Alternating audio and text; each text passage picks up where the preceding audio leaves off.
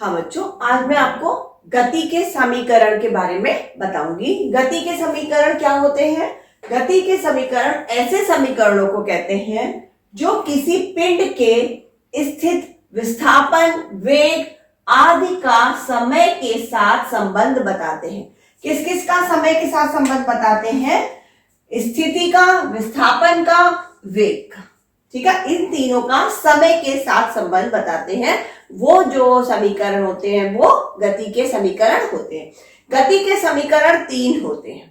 पहला जो समीकरण होता है वो वेग समय के संबंध को बताता है, यानी वेग का समय के साथ संबंध। और पहला समीकरण कौन सा होता है? ये जो ए वाला है, ये होता है v बराबर u प्लस ए टी। ये क्या बता रहा है? वेग को समय के साथ संबंध बता रहा है, यानी वेग का समय के साथ, ये समय t, इसके साथ संबंध। ठीक है।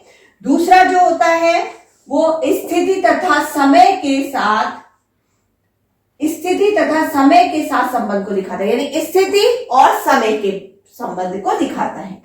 ठीक है। स्थिति यानी कि विस्थापन।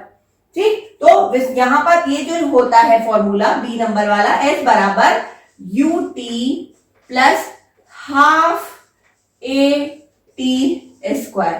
किसके साथ? स्थिति और समय। स्थिति यानी विस्थापन, डिस्प्लेसमेंट, और समय का संबंध बताता है। अब आया तीसरा नियम, क्या बताता है? स्थिति तथा वेग के संबंध को दिखाता है।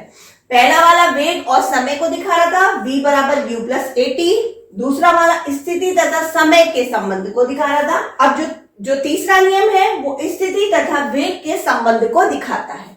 स्थिति तथा वेग यानी कि पहला नियम आपने देख लिया, वेग समय, दूसरा स्थिति समय, तीसरा स्थिति तथा वेग, यानी कि v square is equal to you square plus 2as, जहां पर वेग जो है v है और स्थिति यानी विस्थापन s है।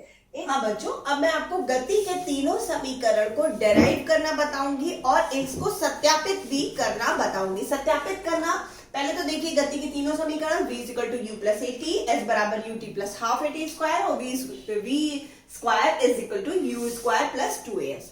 तो पहले हम v is equal to u plus a t आपको डिराइव करना बताएंगे कि कैसे ये फॉर्मूला बना, और फिर इसको सत्यापित। आप देख रहे हैं सारे फॉर्मूलों में लेफ्ट हैंड साइड है इक्वल टू के, इधर जो है वो लेफ्ट हैंड साइड है और इधर राइट हैंड साइड। ये left hand side, right hand, ये भी लेफ्ट हैंड साइड और ये राइट हैंड साइड। तो लेफ्ट हैंड साइड बराबर है राइट हैंड साइड को, इसी को सत्यापित करेंगे कि अगर ये है कि नहीं है, और है एक बराबर तो कैसे है। ठीक है। तो अब पहले जो समीकरण है उसको डेराइव करेंगे कि ये समीकरण कैसे आया। पहला समीकरण, जैसे मैंने आपको बताया कि वेग और समय के बीच संबंध को बताता है। इसको डेराइव करने से पहले हम पहले जानेंगे कि एक्सेलरेशन क्या होता है। एक्सेलरेशन यानी कि त्वरण। त्वरण बराबर होता है वेग में परिवर्तन बटे समय अंतराल। ठीक है। अब वेग में परिवर्तन यानी कि कौन से वेग में? प्रारंभिक वेग और अंतिम वेग, इसमें परिवर्तन।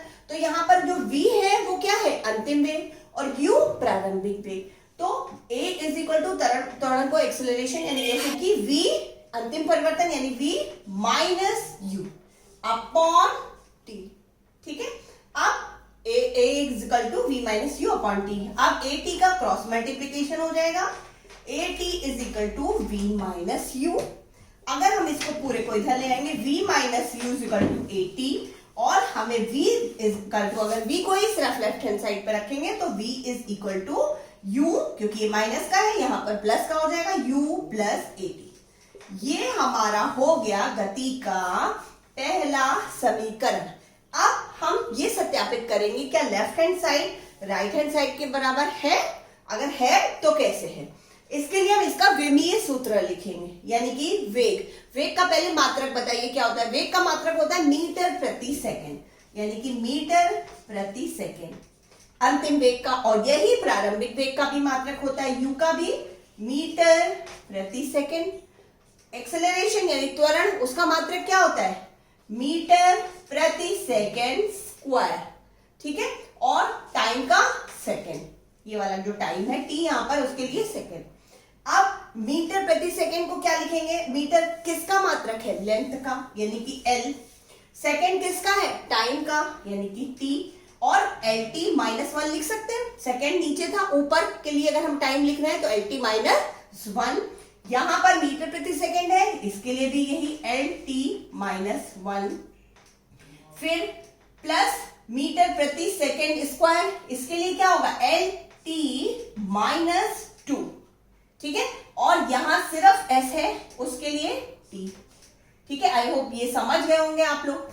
अब आप देखिए यहाँ एल टी माइनस वन, यहाँ एल टी माइनस वन, यहाँ एल टी माइनस टू, और ये टी, ये टी में कोई भी अगर घात नहीं है तो हम क्या मान लें, प्लस की वन है।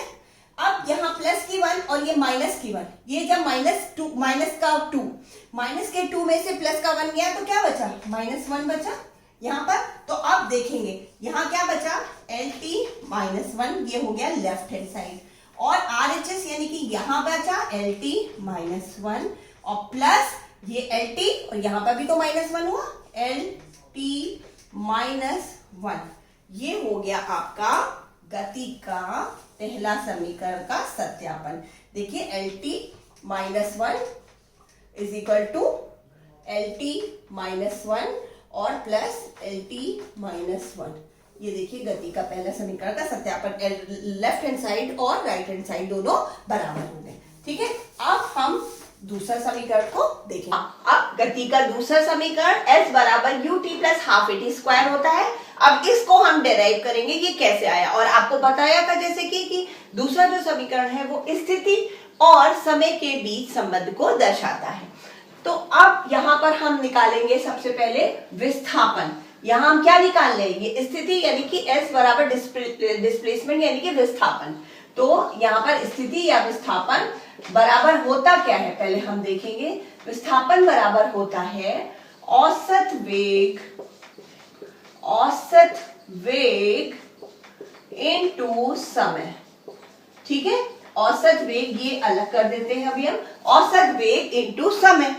अब औसत वेग क्या हुआ, यहाँ पर विस्थापन की जगह हम v लिख लेते हैं इसे विस्थापन शॉर्ट में, और औसत वेग क्या हुआ, औसत वेग यानी प्रारंभिक वेग और अंतिम वेग का निकालेंगे हम औसत। तो प्रारंभिक वेग क्या है u, अंतिम वेग क्या है v बटे 2, ठीक है। औसत निकालने के लिए दोनों वेग को जोड़कर और 2 से डिवाइड कर देंगे, इनटू समय यानी कि t। अब हम जैसा कि जानते हैं कि v बराबर u प्लस ए टी होता है, जैसा कि हम जानते हैं v बराबर u प्लस ए टी होता है, जो कि हमारा गति का समीकरण नंबर 1 है। तो हम यहाँ पर v की जगह u प्लस ए टी लिख सकते हैं। तो हम क्या लिखेंगे, विस्थापन बराबर u की जगह u और v की जगह u प्लस ए टी, ठीक है, u प्लस ए टी, ठीक है। और इन टू टी ये जो था ये एज इट इज यहां आ जाएगा, ये टी अपॉन 2, ठीक। अब हम क्या करेंगे, u और u यहां क्या हो गया 2u प्लस ए टी, फिर ब्रैकेट के बाहर t अपॉन 2। अब इस t से पूरे का मल्टीप्लीकेशन होगा तो क्या हो जाएगा 2u t plus a T square, इस t से t का ऊपर स्क्वायर आ गया अपॉन 2। अब अगर हम इसको स्प्लिट करेंगे तो क्या हो जाएगा, यहां पर अगर 2ut अपॉन 2 और plus a T square upon 2, ठीक है। अब यहां पर 2 से 2 कट गया, क्या बचा हमारे पास, विस्थापन आ रहा था यानी s आ रहा था यहाँ पर, यहाँ क्या बचा s, हमारे पास यहाँ बचा ut, s is equal to ut, यहां से 2 कट गया, प्लस ये 2 नीचे है यानी 1/2 हो गया, 1/2 ए टी स्क्वायर। ये आ गया हमारा गति का दूसरा समीकरण, ठीक है। अब इसको हम सत्यापित करें, यहां पर इसको सत्यापित करते हैं, ठीक है। अब हमारा समीकरण क्या है, s is equal to U T plus half A T square. अब इसको सत्यापित करेंगे यानी कि LHS is equal to RHS, तो एफ एस इसको हम क्या लिख सकते हैं, इसका मात्रक क्या होगा, मीटर। u यानी क्या है, प्रारंभिक वेग, वेग का मात्रक मीटर प्रति सेकेंड। t यानी कि टाइम इंटू टी, ठीक है। अब प्लस यानी कि टाइम को भी हम यहाँ पर सेकेंड लिख सकते हैं, पहले सेकेंड लिखेंगे फिर हम इसका विमीय सूत्र लिखेंगे। अच्छा, उसके बाद नंबर्स को हम नहीं लेंगे, यहाँ पर सिर्फ हम विमीय सूत्र लेंगे। तो a क्या है, एक्सेलरेशन यानी कि त्वरण, उसका मात्रक मीटर प्रति second square into T square यानी कि एस स्क्वायर, ठीक है। अब हम मीटर यानी कि हम क्या लिख सकते हैं, लेंथ, उसके बाद लेंथ और सेकेंड यानी कि टी, सेकेंड किसका मतलब है, टाइम का, टी। तो हम यहाँ पर t -1 जब ऊपर आएगा सेकेंड यानी t -1 इनटू ये ऐसे, इसकी जगह हम t लिख सकते हैं और +1 लिख सकते हैं। जब कोई घात देंगे तो हम शो करने के लिए यहाँ +1 भी लिख सकते हैं, या ना लिखे तो भी कोई बात नहीं। प्लस m यानी कि वही लेंथ प्रति सेकेंड यानी कि सेकेंड जब नीचे से ऊपर आएगा तो t -2 टाइम और इनटू टी प्लस का 2 हो जाएगा। ये आपको समझ में आया, LT -1 यहाँ इसके लिए t +1, मीटर प्रति सेकेंड स्क्वायर के लिए LT -2 और सेकेंड स्क्वायर यानी कि t स्क्वायर, ठीक है। अब प्लस का यहाँ पर है 1, ये माइनस का 1, ये t का कट गया, यहाँ माइनस का 2 है, यहाँ प्लस का 2 है, ये भी कट गया। अब हमारे पास यहाँ जो मीटर था उसके लिए L, तो लेफ्ट हैंड साइड में क्या है L और राइट हैंड साइड में क्या बचा, यहाँ ये कट गया तो सिर्फ L प्लस यहाँ क्या बचा L। तो अब देखिए L यहाँ भी जो लेफ्ट हैंड साइड है वो बराबर राइट हैंड साइड के है, यानी कि यहाँ भी ये सेकेंड जो फॉर्मूला समीकरण है वो सत्यापित होता है। हाँ बच्चों, और अगर हम यहाँ पर s बराबर ut plus half eighty square में अगर कोई चीज शून्य वेग से चलती है यानी कि रुकी हुई है, उसका प्रारंभिक वेग 0 है, यानी पहले उसकी कोई भी स्पीड नहीं थी, तो u बराबर क्या हो जाएगा 0। जब अगर u बराबर 0 हो जाएगा तो u इंटू टी यानी ये पूरा बराबर 0 हो जाएगा और s बराबर सिर्फ ये हाफ ए टी स्क्वायर ही होगा अगर प्रारंभिक वेग 0 है तो, ठीक है। अब हम आपको गति का जो तीसरा नियम था उसको हम डिराइव करना बताएंगे, यानी कि v square is equal to u square plus 2as, ठीक है।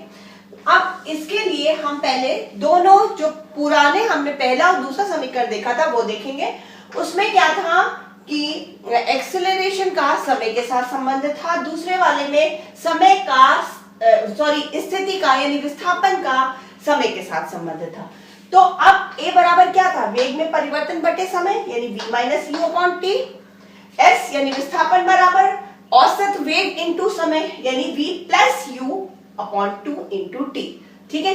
अगर अब इन दोनों को हम एक साथ लेकर और गुणा कर लेंगे तो क्या होगा, तो a यहां से a और ये s लिया, a into S is equal to, पहले ये लेंगे v minus u upon T, ठीक है, into v plus u upon 2 into T, ठीक है। अब इन दोनों का जब हम मल्टीप्लिकेशन करेंगे तो v का v से v स्क्वायर, ये माइनस का ये प्लस का, तो plus minus minus minus u square, ठीक है, अपॉन 2t और इनटू यहां पर ये t था, ठीक है। अब यहां पर ये जो t था t से t कट गया, अब क्या बचा as इज इक्वल टू, तो ये अगर 2 का इससे मल्टीप्लिकेशन हो जाएगा, क्रॉस मल्टीप्लिकेशन, तो 2as is equal to v square minus u square, ठीक है। अब अगर हम वेग यहां पर ले आए, v square is equal to u square, यहां पर ये है प्लस 2as, ये हमारा फॉर्मूला बच जाएगा। ये है गति का तीसरा नियम। हाँ, ये आ गया। अब ये कैसे आया आप इसको देख सकते हैं, यहां से एक स्टेप अगर हम कर दें, अगर ये v square minus u square इस साइड आ जाए, लेफ्ट हैंड साइड पे v square minus u square इस साइड आ गया और ये 2as को हम उस साइड ले आए, यानी कि ये 2as उस साइड आ गया। अब v square is equal to u square और यहाँ पर प्लस 2as, ये ऐसा हो जाएगा। ये फॉर्मूला हमारा गति का तीसरा समीकरण हो गया। अब हम इसको सत्यापित करेंगे। अब यहाँ पर सत्यापित करने के लिए हम पहले ये सूत्र लिखेंगे। क्या है लिखा? v square is equal to you square plus 2as।